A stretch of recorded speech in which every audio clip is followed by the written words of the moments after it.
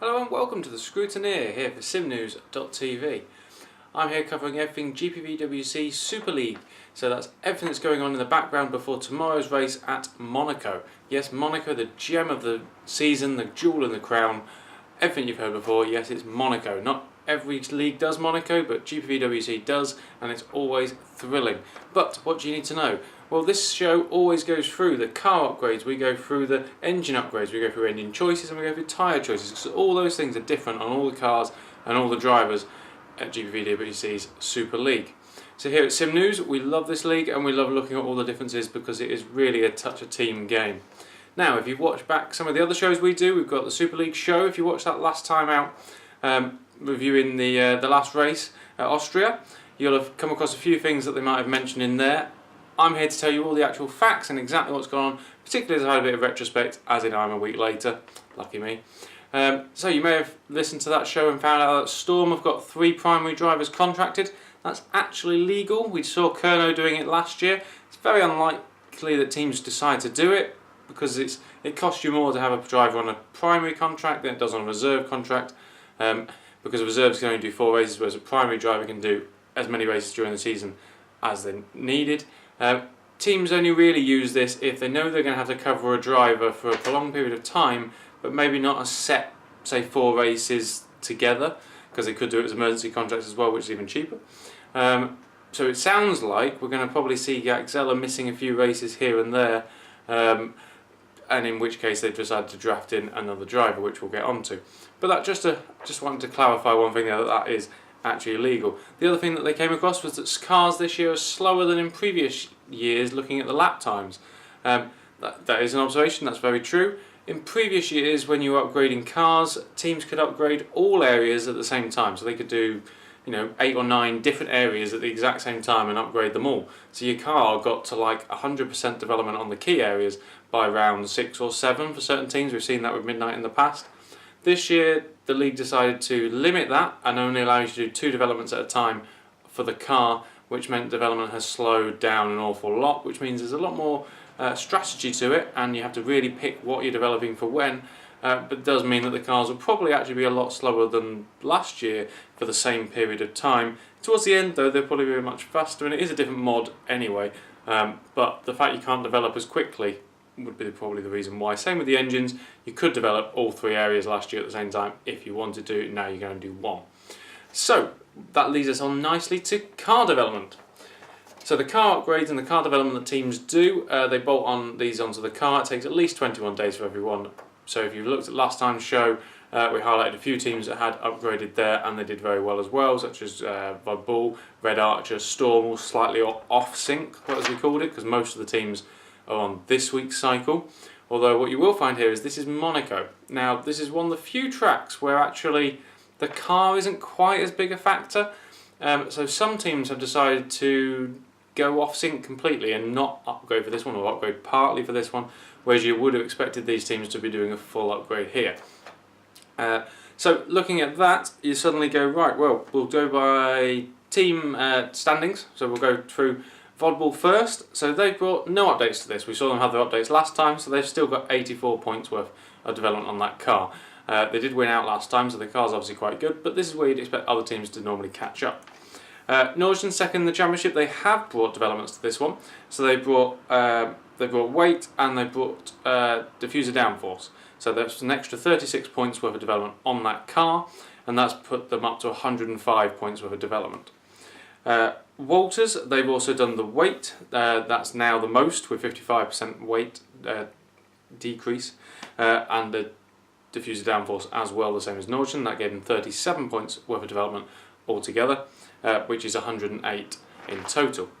Madcape, they've jumped up now in the standings, so they're now 4th, and they've got the rear wing downforce and the weight development as well, which for them is a big update. Remember, this is a team that's lagging behind massively on development updates, and we saw them last time put a 2% on.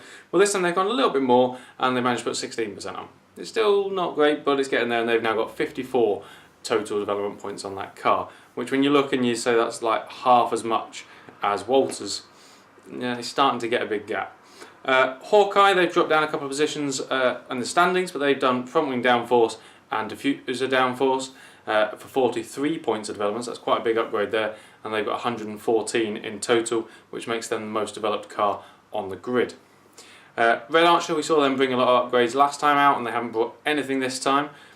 Same sort of route as Vod Bull, and they did very well out of it, and they've done 81 points in total.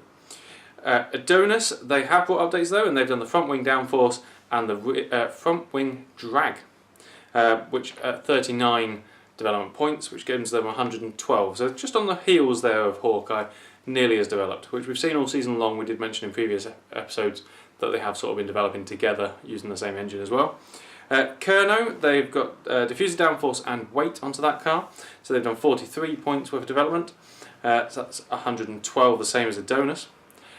Street Fighter, they're next up, and they've done front wing downforce. They did one upgrade last time out, if you remember, so they've done the front wing downforce, which we did recommend, most teams did, and a few have followed suit on what we've said over the past couple of weeks.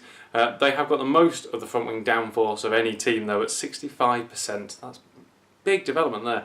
And that 25 this time they added on, and that gives them 110 in total. So the car is quite up there, but they have got it on, I believe, is quite a key area of what we've seen so far this season. Storm, they brought the upgrades last time out, and they haven't brought any this time, so they've got 79 development points in total. Woods, we saw them bring one development last time, and I told you they'd probably bring one to every race. They haven't brought one this time out, which says to me they've got quite a big development coming then for Canada, which is quite interesting. It's quite a tactical choice because actually it's Monaco, anything could happen anyway, and the car isn't necessarily the best thing to put out there. So they stay at 67% development points, which does mean that they are the second worst car on the grid. Green Stripes, they're bottom of the pack at the moment, but they have some development onto this car, which is great to see. It's really quite up there. So they've actually got some front wing downforce, so they've been listening, well done to them, and they put some weight on as well, which has also worked out very well for Walters, so that might be a good choice. And they put 32 on to the car in total over those two areas, so that gives them a 97 in total. So that's your teams and what they've managed to put on the cars. So just a quick highlight there for car wise. For total points, this is of course, you've got Hawkeye's number 1, Adonis number 2 with Kerno, with Street Fighter and Walters very close behind with Nordson there as well. It's quite even. We're talking 2 or 3 points in between here. It's not a lot, particularly when you start putting that onto the car. It's very minor differences at that point. The difference is when you look in the Mad Cape at 54 or the Woods at 67. That does make quite a bit of a difference now. But around Monaco, it is limited. It doesn't make such a difference on these cars, although we have seen it make such a difference on tyres. So it might make an interesting race as well for tyre choices. We go on to engines next. So we've got 4 engine manufacturers. Last time out we saw Valiant do a big upgrade, and their teams like Vod Bull, Red Archer, did Street Fighter, all got double points finishes and did particularly well. So this time out you'd normally expect all the other 3 to have developed as well, being on the normal sync again, but we haven't seen that. It's Monaco after all, so some of these people have decided actually we're going to really upgrade for Canada and Britain, which are much more power hungry tracks, much more engine tracks.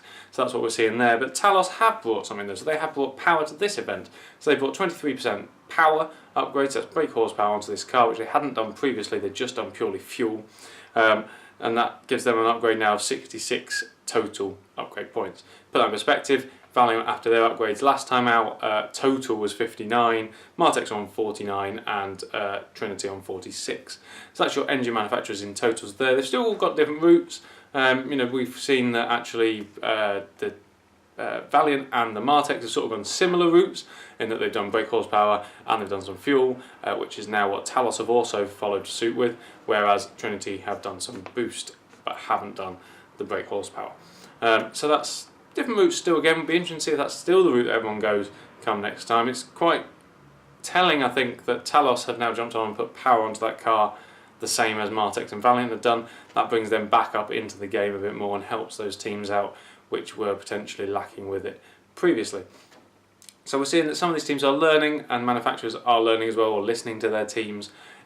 It's great that this all sort of goes on in the background, and this is what I want to hear to tell you what's going on, because all these teams are sort of talking to each other and what's happening in the back and what's upgrading and what's going on to these cars, and you get to race day and it can be a completely different ball game to what happened 2 weeks ago, because these teams are all really working together. So the engine wear on these cars, for every kilometre that you've done, the engine gets more worn and the brake horsepower drops. But here that doesn't matter quite as much. So we've seen quite a lot of cars and teams and drivers picking a used engine, or a very used engine in some cases, So there's going to be very much down on power. If it's going to be anywhere, you might as well use it here and give yourself a fresh engine for Canada and Britain next time out. So let's go down the standings again. So Vodbull, Van Buren's got a 30% engine and Risto's got a 41% engine. That Van Buren one is actually the least powerful of any on the grid this time out from a percentage wear-wise. So that's 30.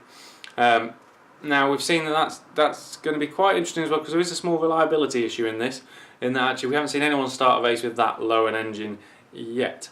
There's a couple on here that are equally as close, so we're going to keep an eye on that, considering these guys are at the front of the field there. It's quite a gamble from their end. Nordsen, they've brought in, kept the same engine, so Filet's got a 57 and Guy's got a 60, very even pace there. Well, after the DNFs, previously they've got effectively a race saved compared to the Vodbulls. Walters, Boldy got a 38% and Sharanku's got a 51.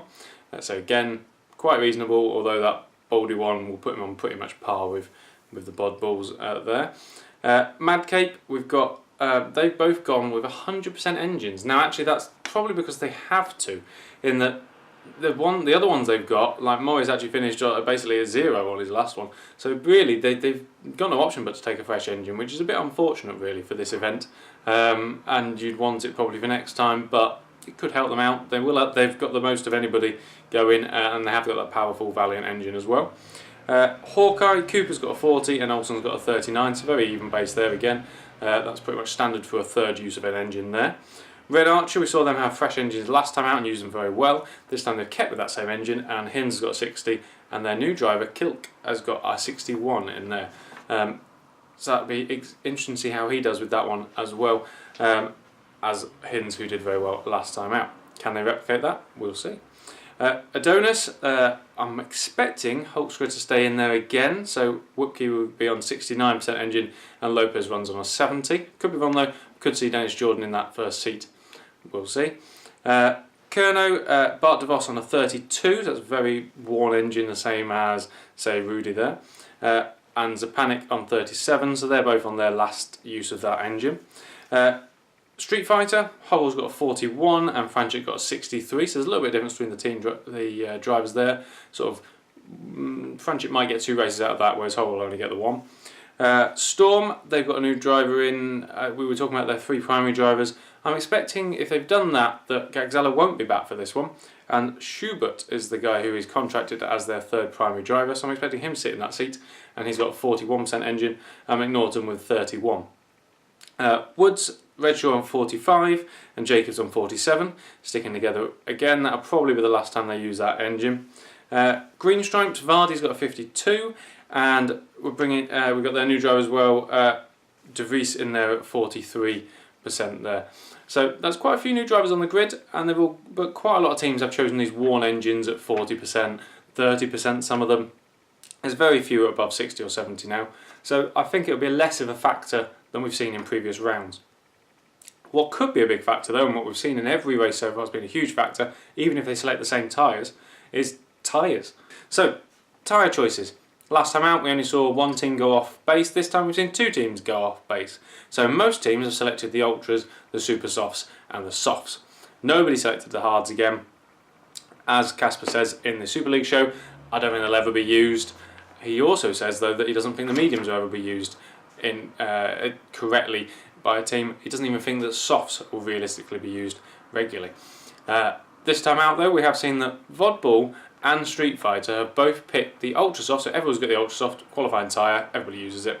But those 2 teams have also picked the soft and the medium, so they haven't got that Super Soft, which has been the tyre of choice for most teams in most races. This is also the first time that Vodbull hasn't picked the Ultra Soft, the Super Soft and the soft tyre. Whereas other teams have sort of played around with these other ones in the past, that team didn't and they stuck to it. So our championship leaders have gone a bit off base here. Whether they'll use it, they might not. You might find that the Ultra Soft and the soft tyre are the choice for everybody, and then in which case everybody can use it anyway. But it's how you use those tyres. Even using the same ones we saw last time out, some drivers could use the Ultra Softs for 9, 10 laps, some of them could get 5 out of them, some people could use the super softs for 15, some people could only use them for 10, some people were using the softs for the 15. It's really interesting to see what's going on. Some people managed to do 25 laps on the mediums last time out in Austria. I mean, it's an incredible difference in these tyres. So I couldn't even predict what I was going to go on this time, but it's interesting to me that Red Bull has gone different to everybody else. Whether that'll make any difference, who knows.